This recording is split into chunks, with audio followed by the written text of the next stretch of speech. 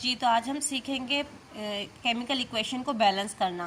इसे हम लोग बैलेंस केमिकल इक्वेशन इंग्लिश में कहते हैं और उर्दू में कहते हैं कीमियाई मसावात का मतवाजन करना।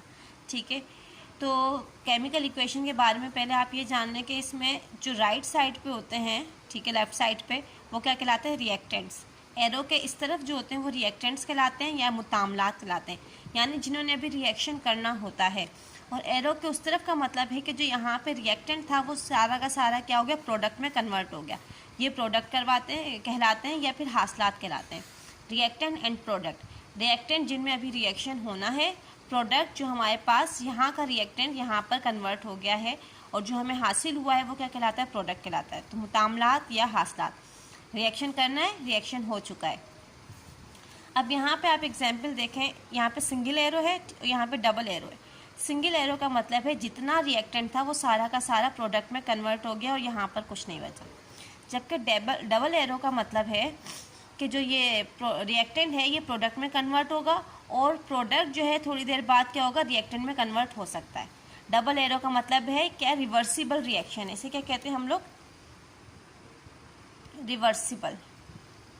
रिवर्सिबल रिएक्शन मतलब जो रिवर्स हो सकता है, या ये यहाँ पे कार्बन और ऑक्सीजन अलग अलग था, यहाँ पे कार्बन डाइऑक्साइड बनाई, तो डबल एरो का मतलब है कि थोड़ी देर बाद ये क्या होगा, दोबारा कार्बन और ऑक्सीजन अलग अलग बन जाएंगे। तो ये है सिंगल डायरेक्शन रिएक्शन, यानी एक दफ़ा जो प्रोडक्ट बन गया वो दोबारा रिएक्टेंट में कन्वर्ट नहीं हो सकता कभी भी। और इस एरो का मतलब है कि जो हमारे पास प्रोडक्ट बनेगा वो थोड़ी देर बाद दोबारा रिएक्टेंट में कन्वर्ट हो जाएगा। ठीक है, ये तो केमिकल इक्वेशन की बेसिक मैंने आपको समझा दी। अब ये थर्ड वन देखें, पोटाशियम हमारे पास कितनी है, 1 है।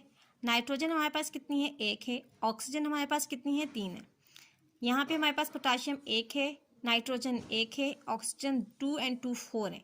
तो हमें क्या बैलेंस करना है, यहाँ पर ऑक्सीजन बैलेंस करनी है। ठीक है, अब ऑक्सीजन चूँकि यहाँ पर इसके साथ है और यहाँ पर इसके साथ है, जब हम कोफिशिएंट लगाएंगे तो वो इससे मल्टीप्लाई होगा। तो हम लोगों ने क्या किया, पहले हम लोग 2 रख के सोचा, ठीक है, 2 रखा, 2 पोटाशियम यहाँ हो गई, 2 पोटाशियम यहाँ हो गई। ठीक है, यहाँ पे 2 पोटाशियम हुई तो यहाँ पे पोटाशियम कम पड़ रही थी, फिर हमने यहाँ भी 2 लगाया तो यहाँ भी 2 पोटाशियम हो गई।